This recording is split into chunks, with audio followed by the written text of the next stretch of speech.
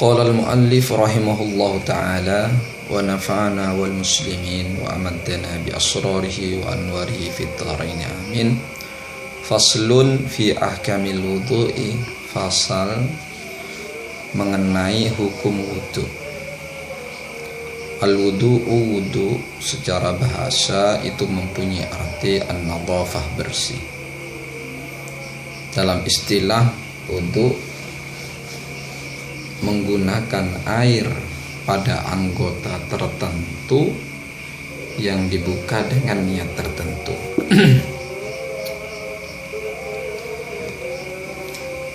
Hikmah disyariatkan wudu.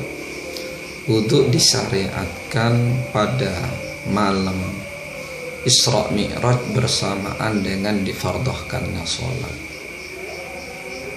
Ini qoblal hijrah, sebelum hijrah Rasulullah, sebelum hijrah ke Madinah, setahun setengah sebelum hijrah ke Madinah, wudu disyariatkan. Syarat wudu pertama Islam, maka wudunya orang kafir tidak dianggap. Yang kedua tamyiz, pintar. Kata Syekh Isyam Kamil, seorang anak dikatakan tamyiz, pintar, apabila ia sudah mengetahui mana tangan kanan, mana tangan yang kiri. Syarat wudhu yang ketiga adamul munafi, tidak adanya yang menafikan, seperti haid dan nifas. Jadi haid dan nifas tidak bisa dihilangkan dengan wudhu. Yang keempat mengetahui cara wudhu. Yang kelima harus airnya suci dan mensucikan. Keenam jriyanul ma'alam ad, adanya air itu mengalir pada anggota yang akan dibasuh. Selanjutnya fardhahnya wudu. Fardhah itu adalah hal yang wajib dilakukan, dan apabila salah satunya ditinggalkan akan membuat wudu tersebut menjadi batal. Fardhah yang pertama niat. Niat itu, pengertian niat itu al-qasduh, menyengaja. Dalam istilah niat itu menyengaja sesuatu besertaan dengan melakukannya. Menyengaja sesuatu bersertaan dengan melakukannya. Jika melakukannya lebih akhir daripada kesengajaan tersebut, itu bukan dikatakan niat, tapi azam.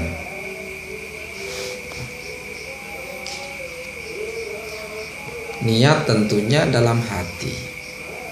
Apabila diucapkan itu sebagai penguat dan sunnah diucapkan. Jadi di mulut mengucapkan, di hati juga menyebutkan. Waktu niat ini kapan dilakukan niat?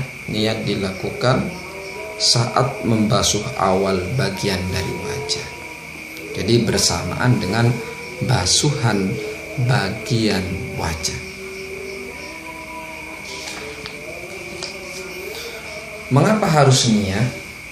Karena dengan niat bisa dibedakan mana adat, mana ibadah, mana kebiasaan, mana ibadah. Kalau orang membasuh muka bisa jadi ya adat, maksudnya bisa jadi ya karena kebiasaan sehari-hari ketika muka kotor kita membasuh muka. Tapi dengan niat tentu bisa dibedakan, oh ini wudu, oh ini dan semacamnya. Waslul wajhi yang kedua membasuh muka.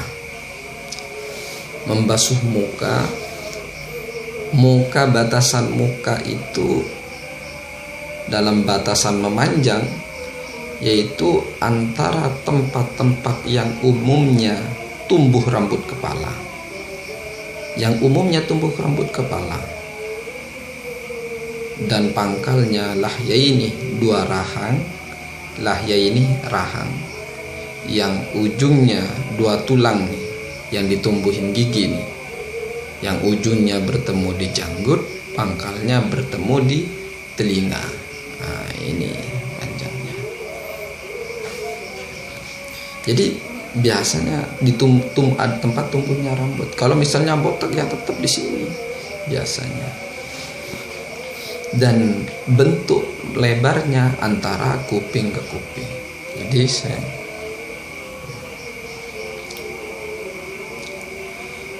faidatun, wajib membasuh setiap yang terdapat di muka, di janggut, kumis.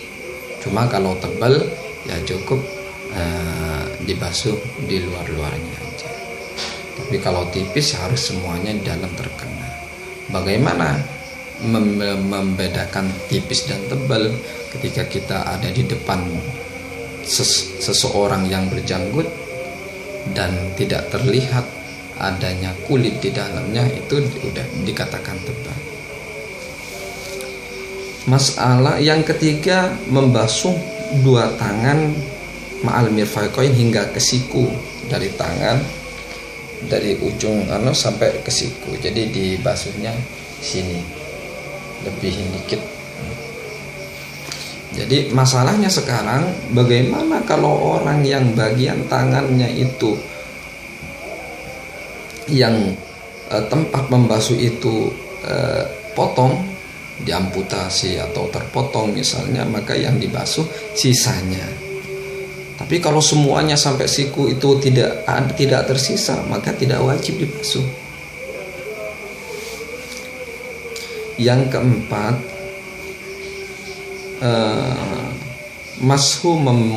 mengusap sebagian kepala, bisa dengan sebagian rambut misalnya. Kalau botak ya penting diusap bagian yang masih masuk dalam kategori kepala ini.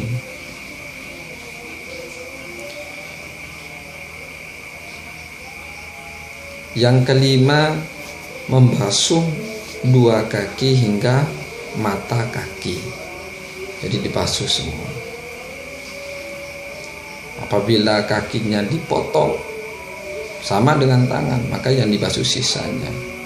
Apabila terpotongnya di atas mata kaki, maka tidak mempunyai kewajiban untuk membasuh kaki tersebut, cuma disunahkan membasuh sisanya. Seperti itu.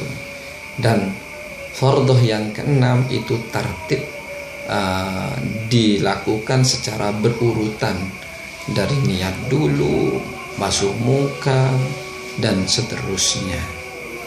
Wallahu a'lam.